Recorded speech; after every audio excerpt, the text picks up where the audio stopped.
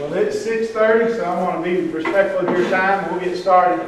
Thank y'all so much for being here for the first town hall meeting of this campaign. So it's exciting to be here with you, and I appreciate you very much taking time out of your schedule to come. I am Mike Lamb. I'm the superintendent. If you don't know who I am, I've been here 10 years now. I'm a month away from finishing my 10th year. So we've done a lot of things together here. Just excited to be here, excited you're here. I want to start off by kind of telling you, we're here to talk about the potential bond in our community with our schools. I am usually an excitable person. As a school employer, as a superintendent, I've been told I am on duty 24 hours a day, 7 days a week. So I can neither push you for or against this. I can only state the facts. So I don't want you to read, and that's hard for me. If you know me at all and know my excitement level to just state the facts is going to be a little bit tough. I like to get, animated one way or the other all the time. But please don't ever misread me trying real hard to stay even keeled as lack of interest in this situation. But that's a little bit of a precursor here. So we'll jump right in.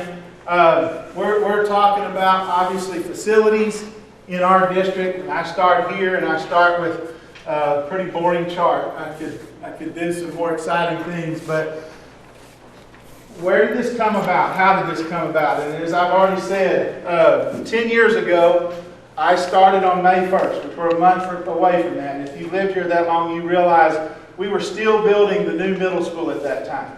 As I started on May, we didn't have kids in our current middle school. I got to be a part of finishing up building that. That August, we were still sweeping the floors as we were trying to get kids in. So I'm new on the scene. If you look at this list, in that bond, and this says 2012 because that's when everything was really finished, but that was a 2009 bond, okay? All of these things were done in that bond. Remodel to Austin, upgrade to Ssed, the middle school at $31 million, the multi-purpose at $9 million, some Douglas renovation. Keep in mind, before that in 2006, there was about a $10 million bond for the fine art wing at our high school. So that's at least two bonds that I have pretty good knowledge of. As I was coming in and all these projects were finishing up, we had some leftover dollars from that bond that had to be used fairly quickly and had to be used on capital projects. So some of the first projects that I was a part of, we redid a track at the time that needed it, an upgrade to both high school gyms, remodeled the culinary kitchen and a training room and cheerleading practice facility. We redid the upstairs of the building that I'm in. It was a VAP when I showed up, and they had moved to Austin as a part of the big plan. So now it's a curriculum center upstairs. In that time, we've abated both Lamar and Bowie. We did that out of budget money. We did some things to the tennis courts with some of that leftover bond money. We demolished Houston, which you guys are aware of, and that was done out of budget. And then since then, you're probably familiar with the renovations we've done to the auditorium. That came from excess dollars, our fund balance. We've redone the parking lot at the high school, football and softball field remodel. That was a maintenance tax note and fund balance that we used, and the new baseball field fund balance. So this is a history of the projects really up to this point. And so, I'm really kind of always, I feel like, answering questions that I've heard different places. Why don't we have a plan? We do have a plan. When I came, we had just done a bond, and the thing is, I knew it'd be a long time before we do another bond. So we, looking around, everything's kind of freshly done, the middle school, some things. What should we do next?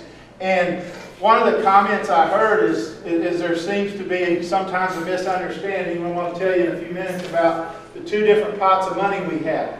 the M&O pot and the INS pot. And why did you do it this way? And I'll show you where we did some of it out of the pot that's been referenced. When we started thinking about what do we need to do next, we had roughly $10 million to use towards some projects. And $10 million wouldn't do a lot for the kind of things we're talking about right now, the $93 million worth of stuff. But what would $10 million do? $10 million would do the things we did in the last 10 years. Our football stadium, the press box floor was falling through. Our softball field had some serious drainage issues. We were having issues with baseball, football. We couldn't do soccer and baseball at the same time because a foul ball might hit a soccer player. So moving the baseball field became important. Needed a little extra parking, and so that's where some of those projects came from. In my 10-year time, somewhere about mid of 10 years, as we're working on different buildings, this right here is one of our oldest buildings. And I can't say enough, our maintenance guys and our upkeep program is phenomenal. So phenomenal it somewhat hurts us. As people toured our buildings, even though this is the oldest building and causes the most problems from a maintenance standpoint, it looks great. The teachers make it look great, the principal makes it look great, our maintenance folks make it look great. It's an amazing building. And if we walk through the classroom, the kids, I don't know that they know any different. But the reality is the tiles that we have in most of these classrooms you can't even buy anymore. And so we pull them down and we paint them, and we do different things like that. With all the technology the last few years, guess what we need? A lot more electricity. The only way we get electricity is put things on the outer wall. We can't get in the wall. So those are some of the things that we run across at times when we feel like we need a different situation. But there was no thought of bond because we had done it already. About 5 years after, we started thinking about what's the building situation, what might be the next needed thing. And when you start looking at the age of our buildings, okay, the first time I ever looked at this, I kind of thought to myself, what's reasonable? I had said in a meeting one time and heard somebody talk about a 50-year building. What's a 50-year building? Well, these are really only supposed to last about 50 years and it'll be outdated. I'm looking, and the actual thing I was looking at the time had Houston and Austin on it. We had demolished Houston and Austin right about their 80-year-old birthday. And so, right or wrong, I just kind of let that be the precedent at that moment. 80 years seems to be maybe where we're at here in Sulphur Springs. You do a little research on it, they'll tell you school buildings should only go about 40 years old. You know, people are always going to try to say something a little sooner than they need to. But whether that be 40 years old, 60 years old, or 80 years old, it quickly dawned on me that Johnson, Bowie, Austin, Ssed, Douglas, and Travis, in 25 years, 50, 67, they're all going to be 80 plus, right? And the reality of this whole thing becomes, you know, that's roughly the next 20 years. And we're talking about bonds, and we're talking about trying to space things out and have a plan for it. You look at Travis and you say, oh, well, it's 67. It's got 13 more years. I only want to work about 13 more years. Promise you. So I really could easily get away with, hey, we can stay in here 13 more years and probably make it work just fine. But the mess that I see that I'm going to hand the next guy in trying to replace buildings, that's not where I want to be. So that's where this came from. It came from, I want to put together some kind of plan with the community that works and gets us in a cycling situation where we can start to replenish buildings that I would say age out. So this is our ages. You know, I tried to put a bit of what I'd call a 20-year plan. Part of me says I have no business telling the guy 20 years from now what he should do. But I'm trying to lead a scenario where we at least have a plan, and if the next guy wants to change it, he can. I know you can't see that, but here it is kind of blown up. If we passed a bond today, it would be 2 or 3 years before things would get built. So in 2025, and assuming the bond passed, that it would address all those buildings to the tune of $93 million. You come back 10 or 15 years later, there's still some stuff that would need to be done to Douglas. At that point, Ssed, in my opinion, is the next building that has to be addressed. 10 years from now, 12 years from now, once again, I'd like to build some bonding capacity. Okay? Austin, I believe, will be addressed before this time comes if some of this happens. Bowie will need to have some more steps taken to it. Our building is over 100 years old, the building we're in, which is fine. If there's no kids in there, we're okay with that. I don't know until it falls down. But there is a thought and a plan. In this round, we could address the admin building with some of the buildings that we would possibly enter. And then this is really just, what, 28 years away right now? Help me. I'm trying to do math fast on my feet. Is it about 28 years away? Somebody's going to have to address the high school. It's not going to be me. And that's going to be an animal. And so my thing is, as somebody in 20, 25 years is going to have to figure out a solution for a 70, 80-year-old high school, we've got to find a way to take care of these things before then, right? So I contend there is basically a 20, 30-year plan. I heard comments, why do it all at once? Why do it all now? Why not keep up? This isn't an all at once. We took to our committee $130 million worth of needs, and the committee helped trim it down to the 93. 93, I believe, is just kind of what's necessary right now to get on a plan. So the long-range planning process. We reviewed district-wide historic and future enrollment things. As far as enrollment and growth goes,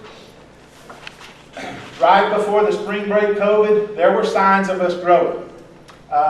And so when we've been working on this possibility for 6 or 7 years. We 7 years ago decided let's wait until the bond situation is a little better.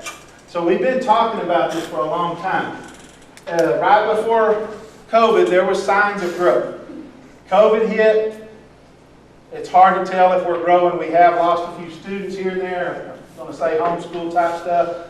I don't know that the industry's growing quite like it was before COVID. We did go ahead and ask a demographer to come in, who basically said, yeah, it's kind of steady right now, but in 5 years, I think that Greenville, Royce City stuff is going to come. I don't know if I should share this stuff today. I don't know if it's divine intervention or not. I got a call from the city today about a large, neighborhood coming into town. Thousands of homes. So that type of thing would change things pretty drastically from even what we're at now. But we assessed all that. We did bring in 50, 60 people from the community, parents, grandparents, teachers, and really talked all this out to come up with a plan that was recommended to the board. And the board called that bond election $93 million to be voted on May 7th. And that's kind of the process we went through after having those other pieces of information. So now I want to shift a little bit into one of the big concerns on something like this is tax dollars. And I get that. I always get that. I'm a taxpayer too. So this isn't me versus you in any way. This is us together understanding it. Okay? We at the school, we have two buckets of money. And our maintenance and operation is for the day-to-day. It goes to teachers and staff mostly. This is very similar to your gas and groceries at your own home budget. We also have a bucket of money, INS, interest and sinking. This is more like your mortgage, your home, your land, your major appliances, your big stuff. Okay? So one of my goals at this point is to have everybody really understand this really well before we go. So we'll talk about M&O first. And I know my charts are busy and they're hard to understand. We've got to give you a minute to process it. This is the Ssisd tax rate from 2002. It goes up to 2021. Okay? In 2022, it was $1.41 in the M&O and 8 cents for the INS. I don't know what kind of bonds you had in 2002, but you were taking 8 cents in this one bucket to put money in there to pay that bond off. For a grand total, in 2002, a grand total of $1.50 was the tax rate for Ssisd. So you can look at that a couple of ways now. Tax rate was $1.50, $1.50, $1.50, $1.41. So it was a 9-cent drop, right? Let's look at what happened. Your 7 cents went to 3 cents. My almost 100% guess is that band hall that we saw for $10 million a while ago in 2006 caused this pot of money to go up 3 cents to pay for it. Okay? Now something happened here. State law made the M&O tax rate go from 142 to 130. So the grand total tax rate went to 141, then to 113, then to 140. Look at this. I remember when the law told us the M&O had to be $1.04. Okay? But what happened here between 2008 and 2009? For the INS to go from 9 cents to 36 cents, what happened here? The bond for the middle school and the multi-purpose. It was a $48 million bond. Now I want this to kind of sink in for a second, because it'll come into play for a minute. I would say 9 cents to 36 cents, but it kind of leveled out at 32 quickly after. What's the difference in 9 cents and 32 cents? Come on, Carrie, math. Huh? 31 cents. Okay? Wait, Not from 9 to 32? I'm sorry. Say it again? 23. 23. I'm sorry. The 2008 to 2010, 23 cents got you $48 million. Okay? Let that sink in for a minute. We're talking about 8.5 cents getting us $93 million. All right? We're talking now about 8.5 cents getting us $93 million. I'll explain that more in a minute. Tax rate, when I got here in 2012, we were $1.36. One of my years, we lowered it a penny. We lowered the tax rate a penny to $1.35. The last 3 years, it's went to $1.28, $1.25, $1.18. School taxes by rate have only lowered since I've been here.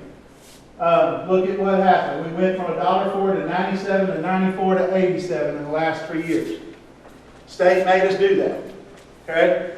So school taxes have done nothing but get better the whole time I've been here. This is kind of a visual of that. Okay? This has been the tax rate over these years. But we're almost at one of the lowest tax rates for school we've had in a long time. So the M&O, I want to kind of share some information with you here. That's 87 cents right now for us. I want to double check that with you. See, it's gone from $1.40 to $1.04 to 87 cents right now. All right? Well, here's what happens to schools, okay? The state has a formula.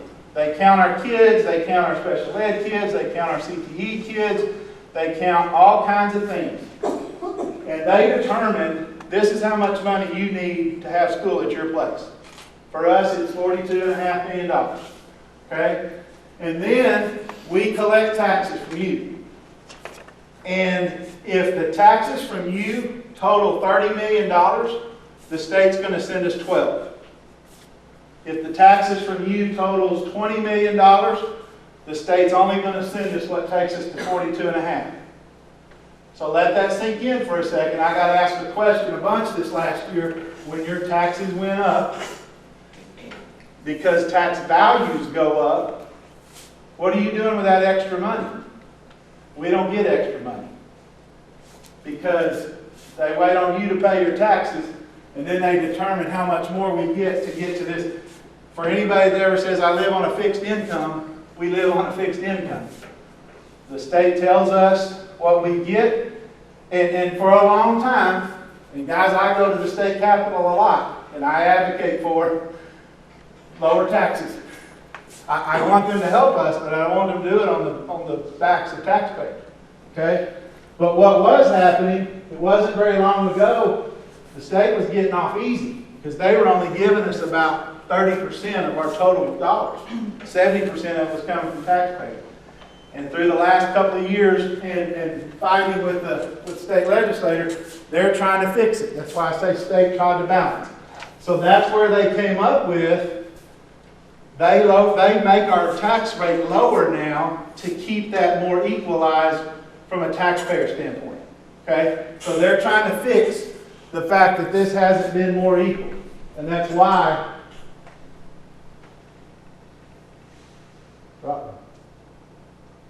it's gone 97 cents, 94 cents, 87 cents. They now have a formula that they're trying to keep the tax rate a certain place, and they do all the calculation, and they tell us now what we have to have as a tax rate to keep that at that level.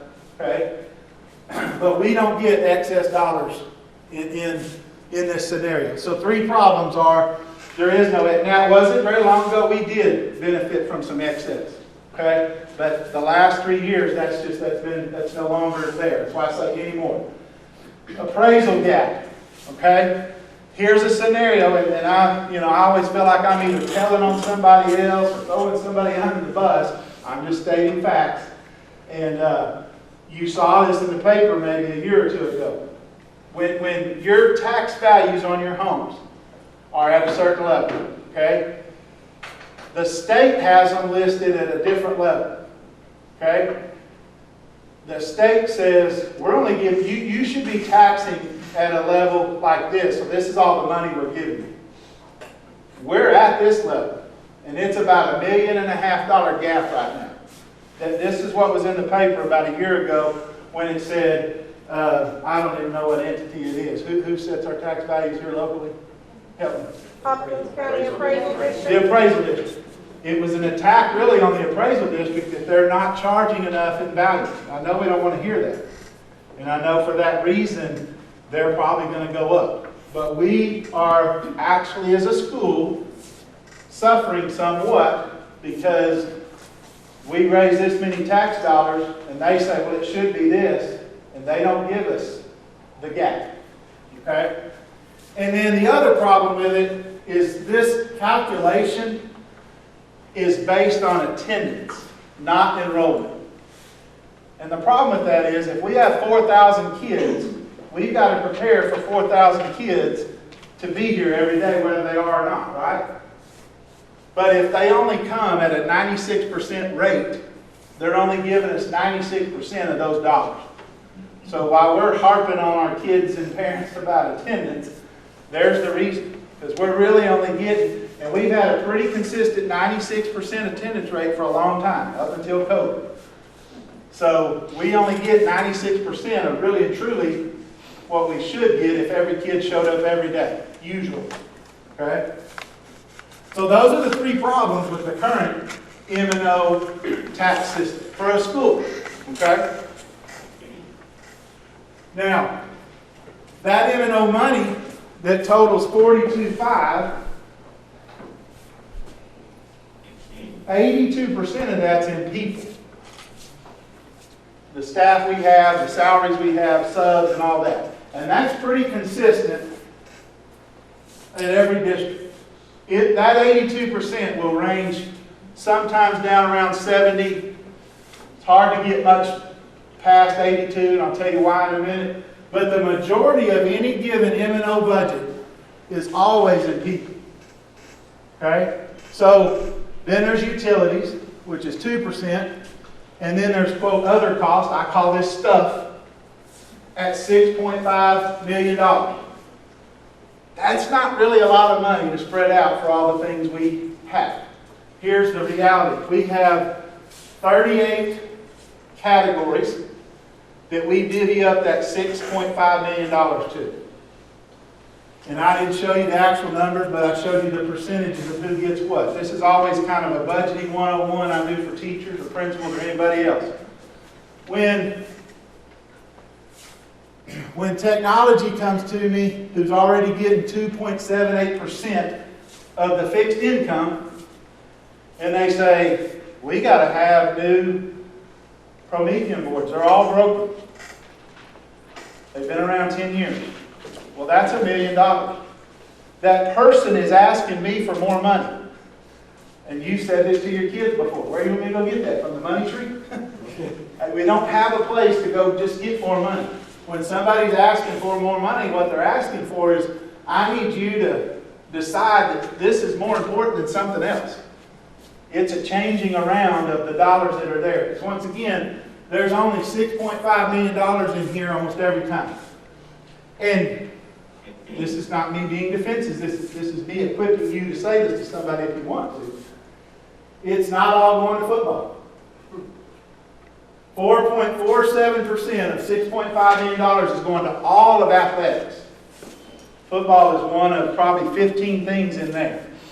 So $93 million is not going to football. It's not even going to athletics.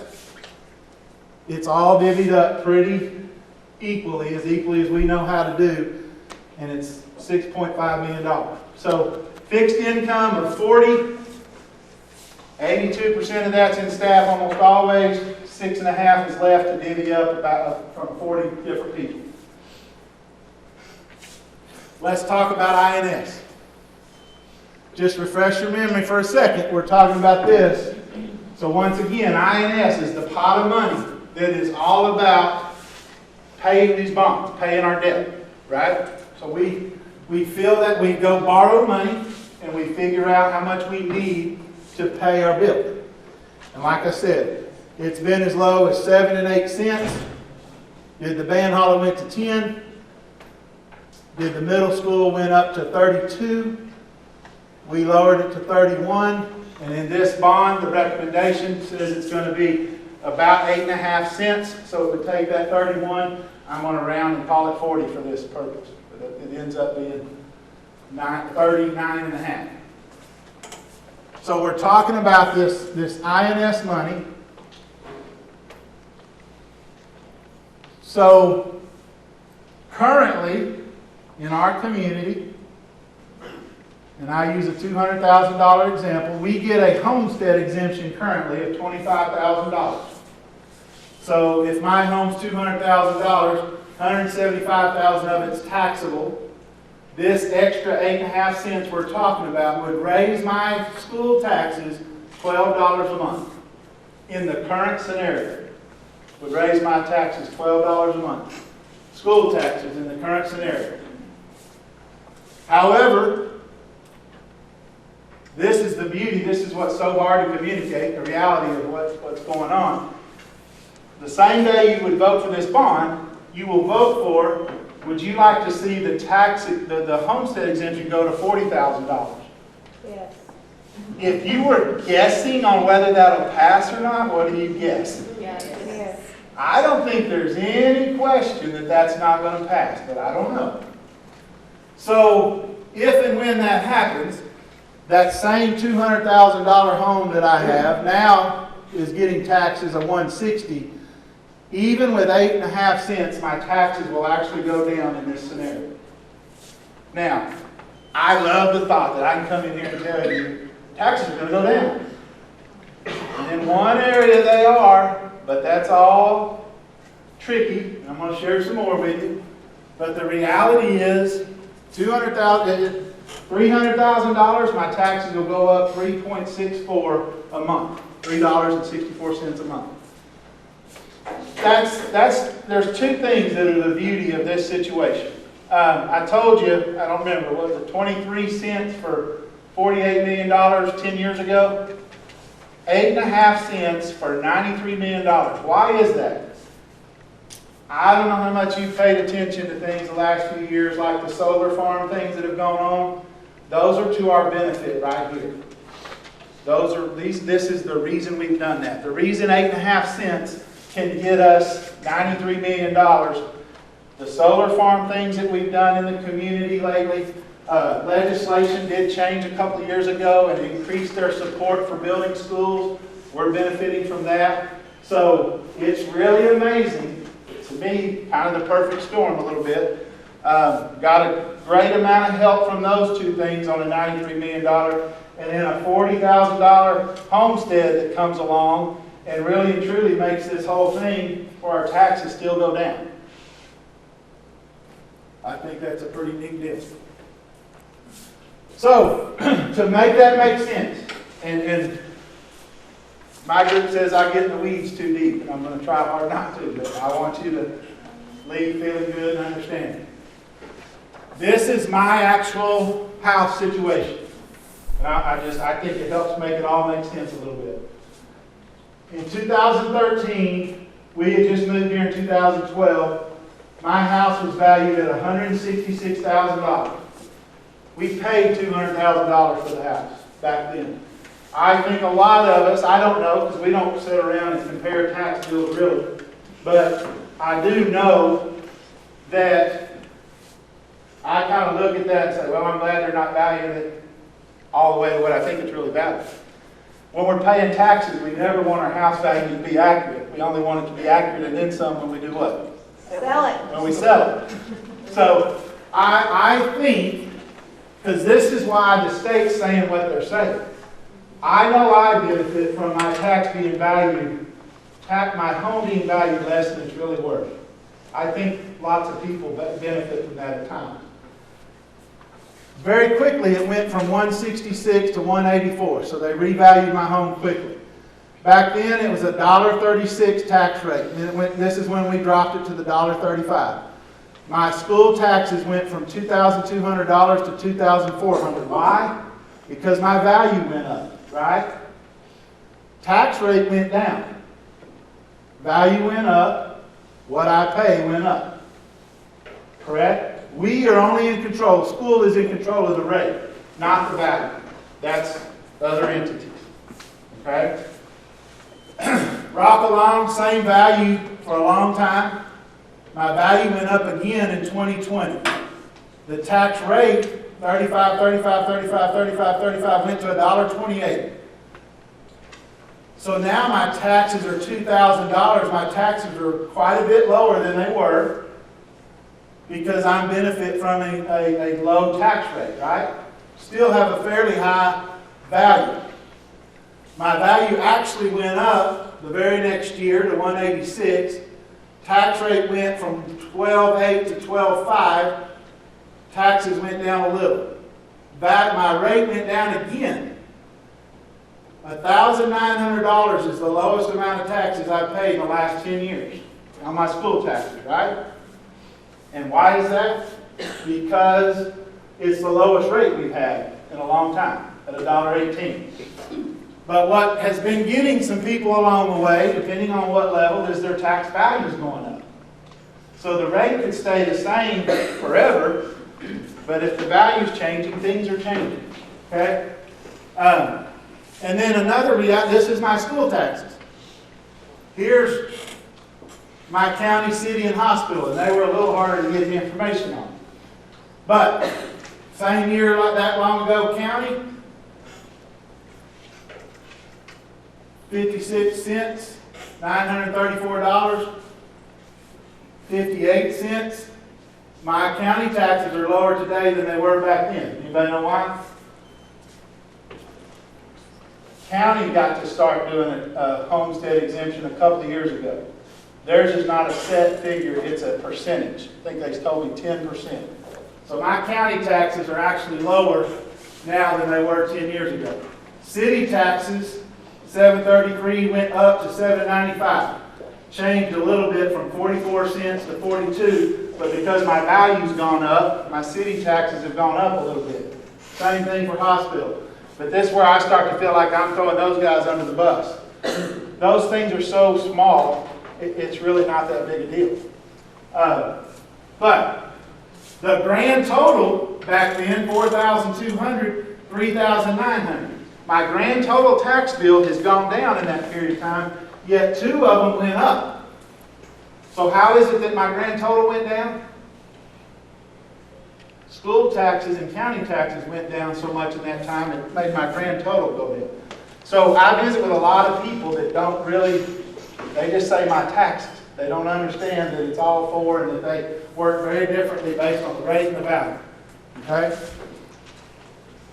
So,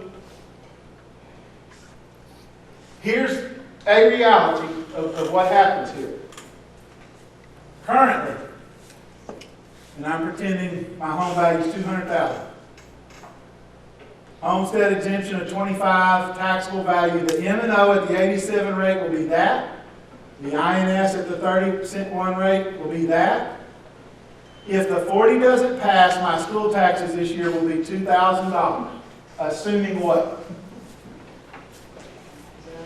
Assuming my value doesn't go up.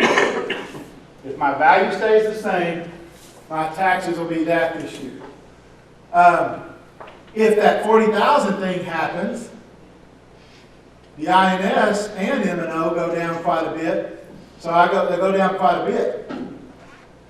But what this bond is proposing, the same M&O of $13.95, but an INS that's actually 8.5 cents higher, turns $4.96 into $6.32, which makes this grand total $2,028, which is not as low as it was going to be, but it's still lower than it was, correct? Yes. And that is why we say on a $200,000 home, your taxes will actually go down $3.45. Because we're benefiting so much from the 40,000 piece, even though this part's going up 8 cents. Okay? I just don't want that to be tricky. This is the reason, because the difference in M&O and INS. Alright? Now, homestead exemption. Anybody 65 or older interested in the homestead? I want to make something very clear. Okay? Because we throw this verbiage out a lot. And I think it's misleading if you're not careful. Okay? And I don't want to mislead you. So we can read it if you want to, but state law, when you turn 65, cannot be increased above the amount paid in that year. Amount paid. So I tried to get my 65-year-old in-laws to share their tax information with me so I could use it here, but they didn't. So I just pretend it's me. I go back to my own. Had I turned 65 in 2016, my taxes would be frozen at $2,150, my school taxes, okay? But understand, I'm actually paying less right now, aren't I? I'm actually paying less right now. If this 8 cents makes that go up, it caps here. My taxes, as of right now, can go up, but only the amount to where they're frozen. Does that make sense? And I don't ever want that to be misleading. And I don't know what the 8 cents would do, but that might go up, but only to that amount. And that's what the 65 frozen when you turn 65 means. Okay? So, what did the committee come up with in this bond? A new Travis, which, based on age, I've shown you the age, a new Travis.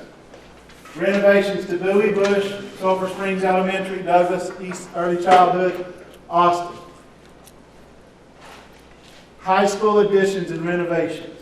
A career and technology center and a fine arts addition. I'm going to show you and tell you more about that in a second. You've seen in other places $10 million worth of renovations. I'm going to explain that to you in a second. 20 buses, capital improvement projects, this right, mostly roofing and HVAC. I'm going to explain those better in a second. But that's just kind of a simple list of what's going on. The new Travis, I think, should go by SSES where Forest Craig Field is. I've heard some people don't think that's a good idea. The clogging of traffic or the congestion. Here's a couple of things I would say. This used to be a middle school that held 1,000 kids. Somehow we handled the traffic then. It now holds 600. This would hold roughly 400. We can put as many through streets in here as we need to. I just believe we can control the traffic well enough. SSES has already talked about, I think we can put a cut-through road here for the bus lane. We can improve traffic in these all the way around where it's not an issue. But in 10 years, I think this is the building that needs to be addressed. I hate to avoid this property when it is prime for us for a school for that reason. I think we can live with it for roughly 10 years, and then when we decide what to do here, it kind of all shakes out. Okay? What would you do with the current Travis building? Good question. Not sure, but here are the options. What was the question? What would you do with this building here? Okay? A couple of different options, and the hard part is just, if I go back to that list of the different buildings, it could be central office. It could be another office space for, say, special ed or some of the folks that need office. It could be maintenance. It could be transportation. Most likely, to solve the problem that is Austin, it needs roughly 6 more rooms. And very similar to what was done to Austin last time. Austin, almost all of but this building right here, there's 3 different parts to it at 3 different ages. You can tear down the oldest part, and 2 of the newest parts could still be utilized. So I believe, and if you did that, if you tore down the oldest, which is what they did to Austin to make it what it is now, you tear down the oldest part here, with what's left, it's double what Austin is now. And I think that's a great solution for Austin, is to utilize this building in this space. But that decision's just not been made fully because there's so many dominoes that have to fall before getting there. But there's a lot of possibilities for what it could be. Could it be torn down? Possibly. We look at the square footage of all the pieces of the property we have. To me, one of the problems, unique things we have when you start talking about campus and stuff, if we were out looking to buy land right now to build a campus, that's not very fun. It's hard to find, that don't have issues, this kind of thing.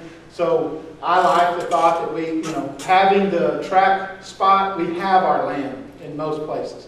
If we were going to redo Bowie, we kind of have enough space there to do it there. So the more times we don't have to go look for land, the better. So I wonder if tearing this down, and this is one of our largest lots, building one of the next campuses on it would be reasonable. Right now, all the experts say not really. This is just a little too congested in the middle of town, unless we decided to go 2-story and things like that. I'm not a big 2-story fan, but guess what? 10 years from now, that guy might be. So lots of possibilities, but we're just not to the place where we can say exactly what will happen here. Does that skirt your question or answer it? No, it does. A lot of us here tonight are from the neighborhood. So Okay. we're just kind of wondering exactly what's going to happen here. The word on the street was you guys were going to demolish the South property.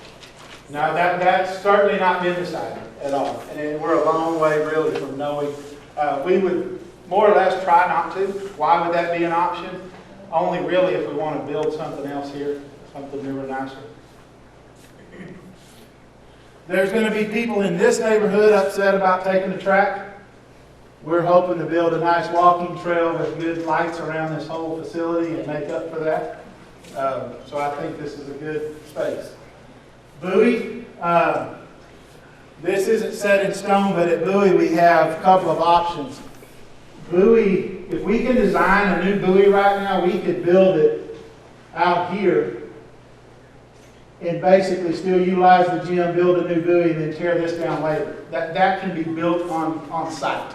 So right now, to cover the classrooms needed, to make this change. An addition would be built either here or here and take care of that. Barber Bush, not a lot of different renovations and stuff. Wrong button. Replace the roof here, lots of drainage issues, parking issues, painting of different things. There's some cracks and stuff that need to be addressed. I believe lost $1 million allotted for here in the renovations. Is that right? Douglas Elementary, same type of deal. Douglas to me is an interesting problem to solve. We like where it's at. How can we build right there? My building experts tell me, based on the age of these parts, there's a way to kind of build Douglas, build a part here, tear a part down here. Once that's torn down, build, then tear this down. So I think we can kind of rebuild Douglas over the years, kind of on the fly, and keep it there. That is the goal. So those capital improvements, $9 million. Dan and his group did an amazing job with the help of the other construction guys we have, going through every building before we started this. Like, hey, if you're fixing to redo a building, we need to make sure we take care of the basic bones. And so they gave us a list of everything. So this stuff comes from them. The capital improvement, $9 million that you see, a roof at Ssisd, a roof at high school, the roof at Bush. $2 million for a roof. We've had a pricing list for a long time. That's gone up a bunch in the last few years. That's a pretty conservative guess at this point, because there's no telling what it'll be when we get ready. But think for a minute again, how much M&O money do we have to spend on stuff? $6 million. If we were going to try to do a roof out of it, that's a $2 million roof. That just doesn't work. Some HVAC that's needed addressed at high school and middle school, and then some plumbing issues at middle school is what that capital improvement $9 million is all about. AAC, which is Austin, they had right at $500,000 worth of, just a little over $500,000 worth of things that need to be fixed that are really just bare bones issues. And in all of these buildings, you say, well, this looks fine. They had to do some incredible things over the years to make that happen, whether it be an abatement, totally redoing the pipes underneath the kitchen at times. Those are the kind of things these are. It's just making sure those buildings stay up and able to go another 8, 9, 10 years. High school, those are all Dan gave us this list well before we started this project with the folks. In the middle of the project, all this plumbing in the kitchen went south on us. We've already started these in an emergency mode. We had no choice. So, yes, there needed. A lot of this plumbing has had to go on because our plumbing pipes eroded underneath the high school, and we've had to address that. But the $10 million of upgrades, mostly, and I think I can show it to you better in the picture. This is a big open space right now. We would like to close it in, kind of some office spaces, mostly because it will improve security. We can improve security right there. We can do some office space. It's going to free up some other office space to do things like, in this COVID world, we're living more with social workers. Well, we have a vision for a social worker kind of center, offices and what have you. So this would help do that. The fine art edition would be right here connected to the band hall. The CTE building would be out here, what I kind of call in the front yard. And that's that $9 million and those two things specific. Fine art's a little more expensive than normal because one of these two big buildings has to be a storm shelter. Big enough to hold every kid we have in that facility. Now, I don't know if you watched the other day, was it Jacksboro? Jacksboro, the tornado hit. That's all the superintendent was saying, is how thankful they were for their storm shelter. So, in that CTE center, we hope to have an auto tech center like this, a wood shop like this, a culinary arts center like this, some robotics things. If you've not seen our CTE at high school and all the great things they're doing, it's incredible. And that's another thing. You walk into our auto tech, and most people that see it say, I didn't even know we were doing this. It's unbelievable. And it is. But it's a shadow of what it can be. And we really, if we put it right back, if we get a CTE center that has an auto tech center like this, and we put it right here, it'll be open for people to come get their oil changed. It'll touch the community in a big way. So, register to vote by April 7th. Early voting starts April 25th, and the election day is May 7th. Most of this information we've talked about, sulphurspringsistbond.com. Check it out. I'd love for you to vote, whether it's yes or no. Just think about what you like and go vote. It's 7:21, so the official answer to how long is this going to be, I can do it less than an hour, really. Probably need to trim it a little. But at this point, I will take, but here's what I want to say. My group told me, I get into the weeds and I kind of get a little too detailed. I want to try to really skim the surface and give you the surface information so that anybody that wants to go, if there were a kid here that needed to go, you can go. But I'll stay here till midnight, I think. Answering questions, or I'll pull up spreadsheets, I'll do whatever you want to do. So if you need to go, now's a great time for you to do that. But at this time, I'll answer any questions you have. Mike, question. Yes. How much have you bid out on this to get kind of estimates on costs? Because it's very broad, and 93 million is a lot. And going off past track records of the district, obviously you weren't involved in some of that middle school issues and things, I think there's a concern from some of us that, okay, there's 93 million, we don't want another debacle of construction issues and things, and there's a lot of issues and shortages of material and things as well. How quick can you start construction? That's why there is, you could bid this stuff out today. It's going to be different, not knowing if the thing passes. There's just no way to do that now. And so, the example becomes the addition at Bowie. If this passes, we see the budget. And, we may be able to build 8 rooms, we may be able to build 12 rooms. We don't know yet because of everything you're just saying. What's the time frame to start if it passes? It would be immediately. We would start immediately with the design, with all that, but it's going to be a moving Where would target. you be ordering material? Not sure. Do you know where we'd order material? So design would be 9 months on an elementary school, and then there'd be a bidding period to get the numbers in, and then at that point, that's whenever about 11 months from now is basically when construction would start. Now, the materials could get ordered potentially before that total design is done. So we need to play to your very point. We need to be adamant about playing the market as when we can get material, especially structural steel. I will tell you to your point just a little bit. And when you say debacle from the past, I really don't even know what you're talking about. I know some concrete issues with the Wrong steel was put in place? Right. Yeah. So one thing I'll say, and I learned this as we did our stadium and some of those things. And I say this with confidence because it's so important they make you vote on it at the board meeting. You've got to pick your method of construction.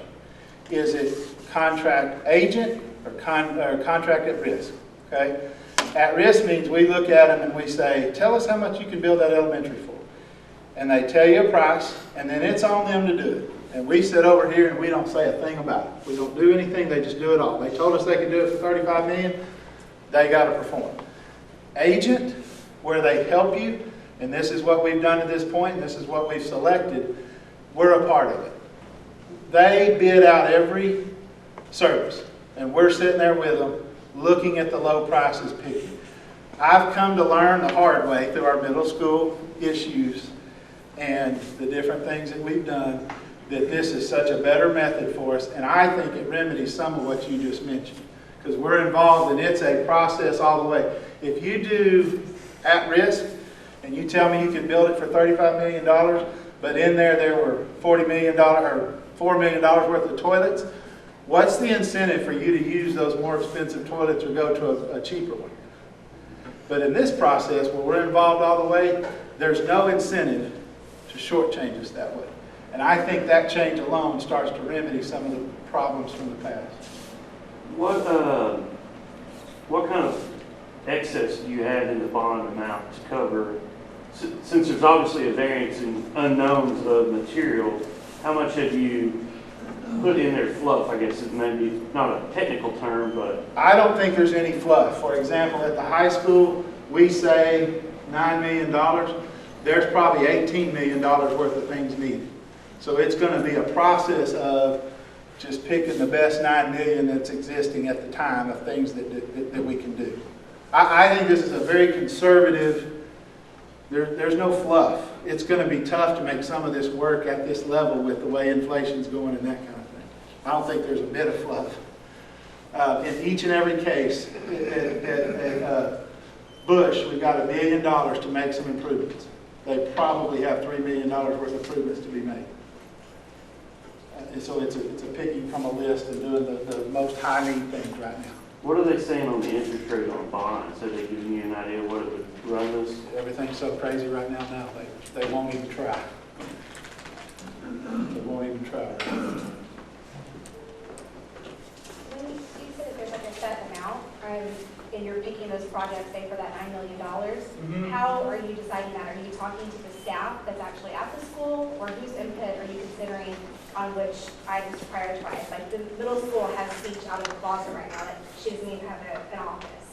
So are you going to be talking to staff to see what those needs are, or are y'all looking at it just simply from, Yes, we're talking to staff, but I don't want you to leave here and think smoke and mirrors you. Middle school, there's nothing in here for middle school. So there's nothing to talk to middle school about right now. You know, that decision was made. We went and talked to them. What are your needs? We came up with some needs. That's part of the $130 million that we let this group look at. And through a prioritizing process, and I'll just be honest with you, the feeling is it's such a new building, I think it just didn't make the cut right now. I say again, I'm heartbroken, I think. I don't know if that's advocating or not. $130 million worth of stuff that needs to be done, and we just can't do it all right now. So I just keep thinking of it as, let's do a little at a time and make a good plan. Can I make a comment? Yes. I sat on the committee. It was a very large panel. There were preachers, there were youth ministers, there were local business people, there were principals from almost every campus. And a big topic of discussion was the fact that back when these buildings were all built versus modern day, the amount of special needs and the amount of fine arts that now exist that didn't exist back then is a huge concern, and that's why a lot of people are teaching off carts and working out of closets and behind glasses and cafeterias and stuff. And so we considered all of that, and all of that stuff was really, really considered. And we had to think, can we get X million numbers of dollars passed? Like, how in the world can we get that much passed? So what do we think we could really get the community to believe in and buy into? And some of these remodels on some of these other campuses will allow some rooms to be utilized differently and some staff move some places, which will hopefully open up some of the special needs and counseling services as well.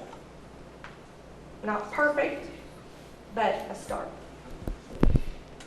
For anybody that says, why didn't you maintain this stuff better along the way?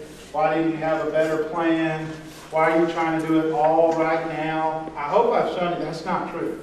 I think we're behind. I don't think 80 is a good number to use, but we have no choice at this point but to use 80. Because that's how backlogged we are on trying to get each. Back to that very first, one of the first slides. There's gonna have to be a big bond in 10 or 15 years to keep taking steps for this. I hope there's still some talk of different industry growth. This 8.5 cents could get eaten up by some of the growth that I hear is coming, so maybe at some point these things aren't as drastic as an 8.5 cent increase based on the way we're told things might grow here. But I'm kind of fearful for how much are we going to need next time, and we have the capacity to do that. It's that proverbial, yes, this is expensive, but guess what? 93, if we waited, what would this 93 turn into in 3 years? It'd just go higher, right? I mean, there's no way to wait, really. What else? What are your contingency plans if you can't get it all done? Like, are we gonna have a half-built school or something, I mean, worst case kind of, I'm just, how much stuff's gonna get cut off if prices keep rising and you have to pay a higher interest rate on your bonds? That's hard. I mean, all I can do is, like, I've talked to some superintendents. So last May, we were actually going to do this last school year, but we didn't because we just felt like with COVID and stuff, it wasn't the right time. That May, record-breaking bonds passed in schools. Made me feel like I kind of missed, I don't know why, but record-breaking bonds passed in school. But then, after that, what happened? The bottom kind of fell out of the economy. So I know the Royce City superintendent fairly well, talking one night. I'm making up these numbers because I don't remember what he said, but I think they had $12 million allotted for a CTE center. But by the time they bid it, got to it, it was $4 million higher than they thought. So what do you do at that point? That's your question, isn't it? You go in and you cut some rooms out. Go ahead. One thing, on all of those items in those budgets, we look at costs literally on a weekly basis, and it's almost been daily. And so when we put these budgets together, those budgets include contingency and cost escalation. So while we don't know, just like your question about interest rates, we don't know exactly what that escalation is going to be, but we've taken what the last 10 months have been, which has been most aggressive. So that the hope is that we can get as close, get as many of those projects packed into those dollars as we can. No one knows exactly what the costs are going to be a year from now, and no one really knows what the interest rates are going to be. But by looking at the last 10, 12 months, those have been the most aggressive. So we've tried to take the most conservative approach we can and include the escalation and contingency in that. So hopefully we can get all that stuff, but can't guarantee it. But that's our plan.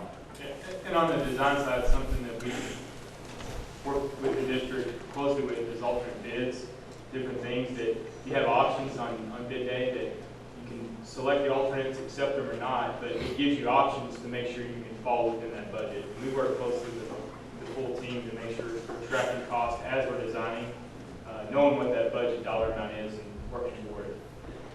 It's a real good question. Yeah, you pretty much asked really. I'm kidding. You have nothing? I'll come with something. Okay. Anybody else? Yes. If this bond does not go in the school's favor, how are we going to be able to keep up with the new students that are coming in? Most of the schools are already at max capacity. I see it all the time. How are we going to be able to keep up with our students? I don't know. If we grow like that, there's money that comes with that. Not really enough to do what we're talking about, but I mean, if the growth comes, the funding will, our 42 million will change. So, but still, I mean, I'm telling you, there's never going to be a time we can build a school out of the M&O side of things.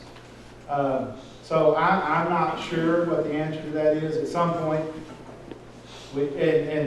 I kind of kiddingly want to say, we'll just live like this for 10 years and I'm out of here, this next guy's problem. But I don't know. We'll have to get a group of people together and go back to the drawing board. I mean, I say again, this isn't, I'm one of you. I'm open to, how do we solve this problem is what it boils down to. if I try to simplify it, we've got a lot of school buildings that are gonna basically age out in the next 25 years. Let's make a plan. And that's what this 50 or 60 people helped us do. If there's a better plan, I'd love to hear it and see it. So if this gets voted no, we'll have to make a different plan.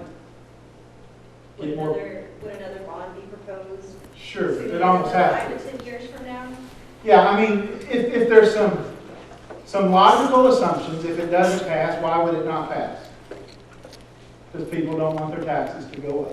Or they, So can you do it, or what? or they don't have all the information, they think one thing and that's Right. not right. It's Okay, another thing. sure. So, yeah, I mean, you go for a different bond, another bond, you try to listen to the group that voted no, and see if you can't figure, I mean, it's just, I say all that because I've just watched 2 or 3 other schools that I'm familiar with go through that.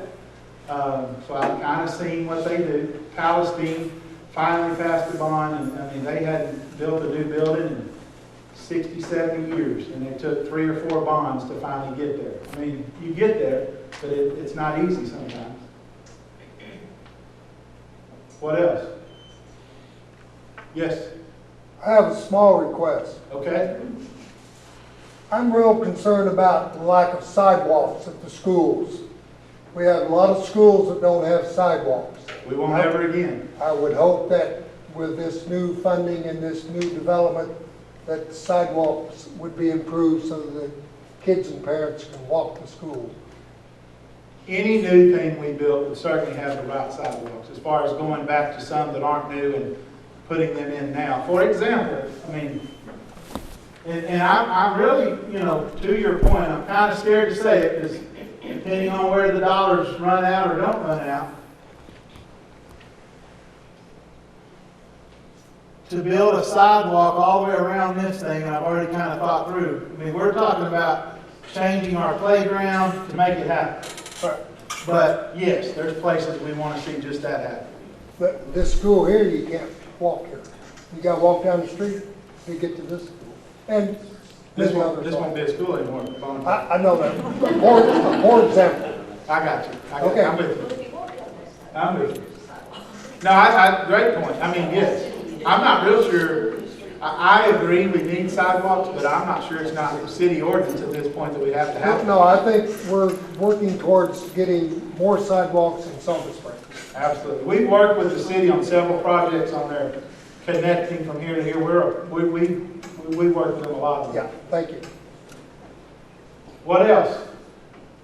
I had a question, kind of just unrelated to this one, but you had said the city contacted you about 1,000 new houses coming Yeah, I up. don't know if I'm supposed to tell anybody. Y'all tell anybody. Well, that's not so, I mean, that's gonna bring a lot of kids, right? Right. So has the city looked into anything like how, say, like the Forney district did, that whenever big developers come in, that the developer puts in the elementary school?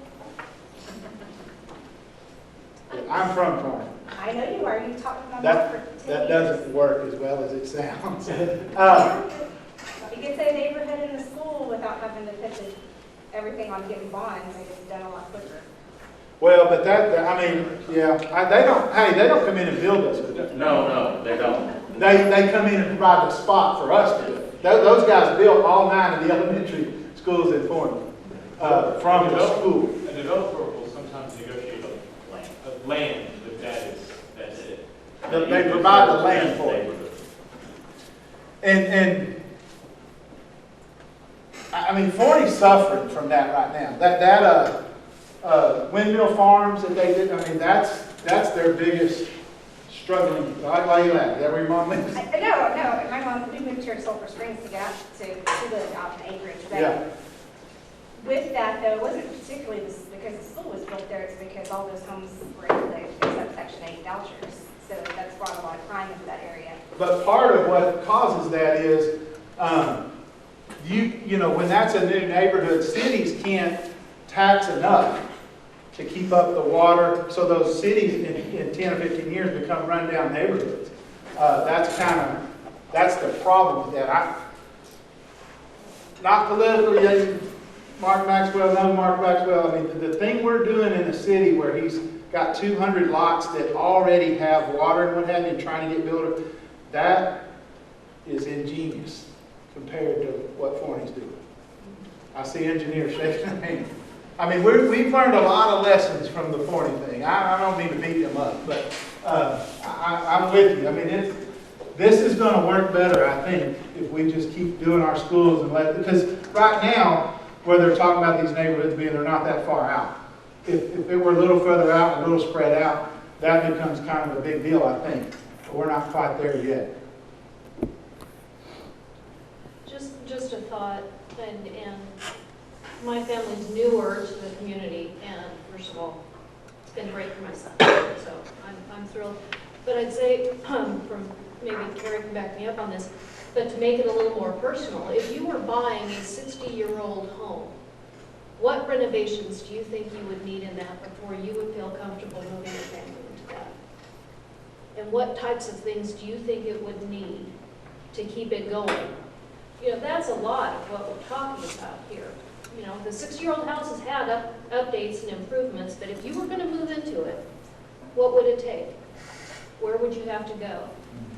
And with that in mind, and with what you can do with the kids, with those spaces. Are you suggesting we just maybe put No, more no. into our 80-year-old buildings? No, I'm not. I'm trying to say, we tend to look at schools and go, why can't they last forever? And, Yes. and I'm just saying from a more personal example, if you took your own home and looked at it, Right. what would you be willing to spend? What would you be willing to do to continue making it work for you? At what point would you feel like you needed to do something else? And the same applies for the kids and the spaces that they need. When the cafeteria caved in at Houston, I walked that with an architect and tried to decide, can we refurbish this in some way? And I just, I walked Austin before they tore it down. You couldn't walk right now in my 100-year-old building and think to yourself, well, if we just do this, this, and this could be a school for kids. They just age out. There comes a time where it's more expensive to try and keep Right. running up. Absolutely. What else? I'd just make a comment. I mean, we moved here 15 years ago, and the growth that we've seen in that 15 years has been amazing. I think one of the things as citizens of the community, we have a role to, everybody's been on Facebook, and everybody's got an opinion about it. And I feel Mike's done a good job of explaining, and the construction team and design team, they've done a great job of explaining everything that's going on. But we have a responsibility to kind of bust up some of the misinformation going out. And so you see the empty seats and the people who complain about stuff and do that, they're not here. And so Some of them are. but I mean, really, I've watched the comments and some of the stuff, and it's just, honestly, it's just misinformation. And we have a responsibility to the community to set that straight. And so I'd encourage you, be vocal about it. And if somebody brings it up to you, share them about it. Tell them, go online and take a look at it. I think that's one of the most important roles that we can have, because, Mike's doing his part, to work and get the information out, but we have a greater grasp to that, and I think we have to do that. So.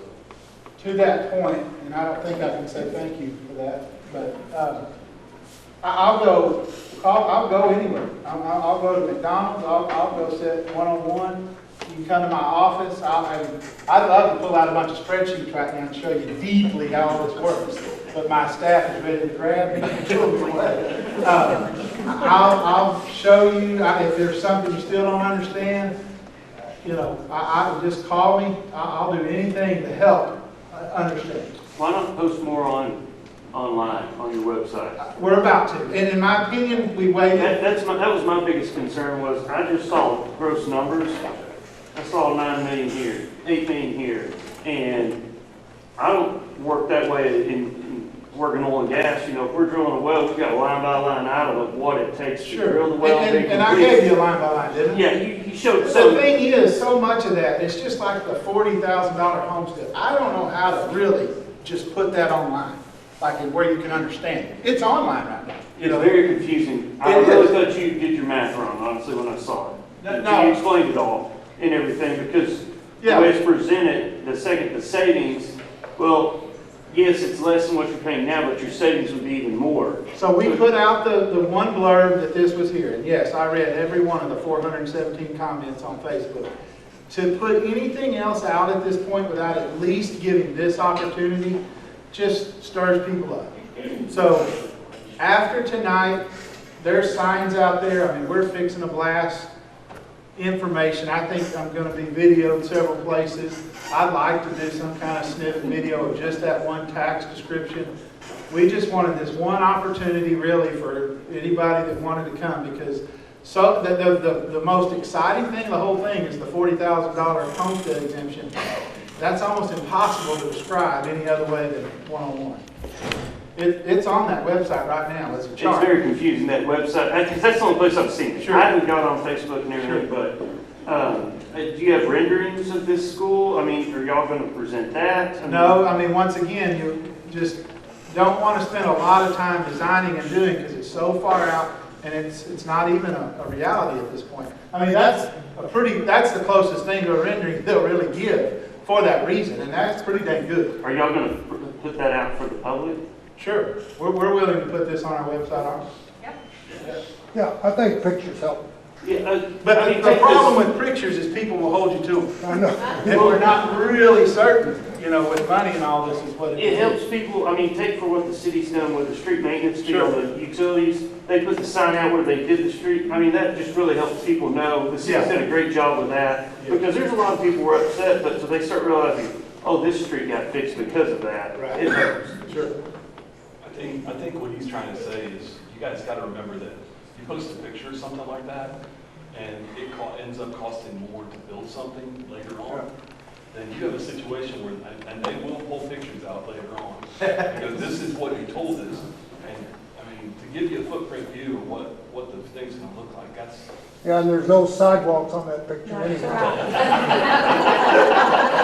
But I've said it every meeting we've had, we're gonna put a walkway around this thing. What else? I'm here all night. Will you share a little bit about how much the maintenance staff does, not just maintenance, how much they build, how many things y'all basically get them to do that you don't have to hire big companies to do? Yeah, man, you gotta get back to that one list.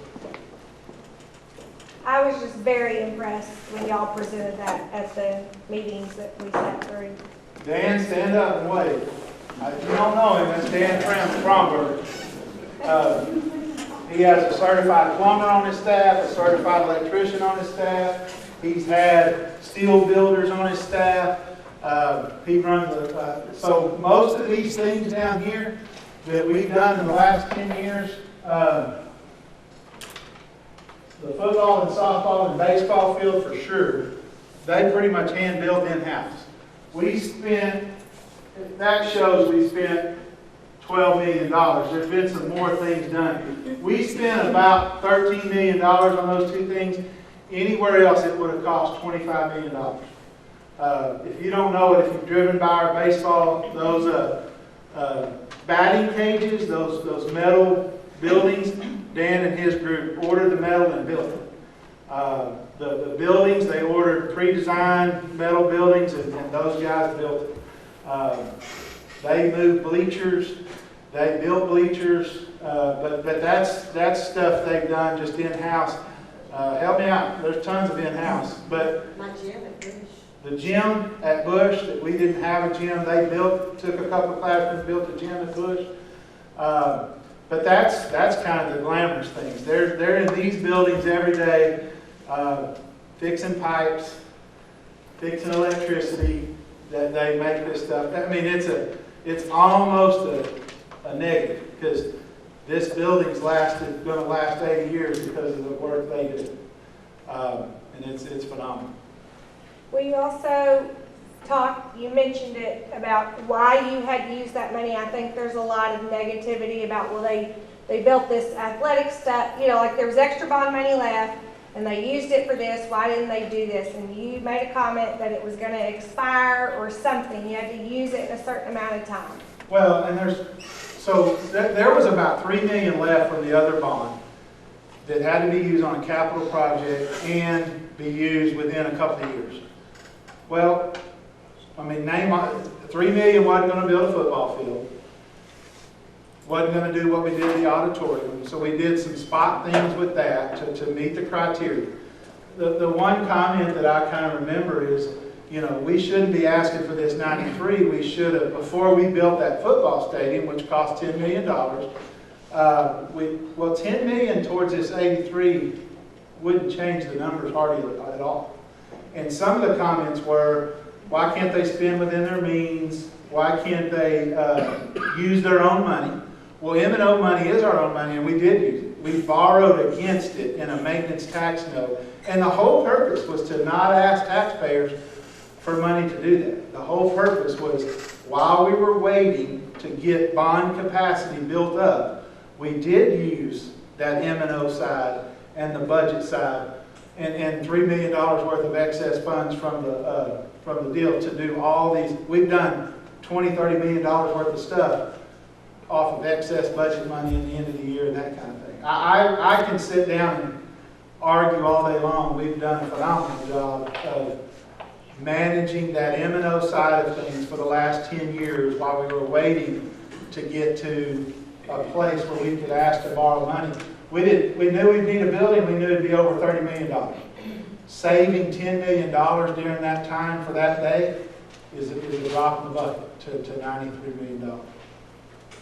That answer. Anything? Thank y'all so much for coming. I don't know if this, you tell me how to do this tonight. I tell them what signs are here and what to do with them. Yeah, thanks. Those are informational signs. There are signs in the back if you would like to take one and put in your yard or give to somebody. Huh?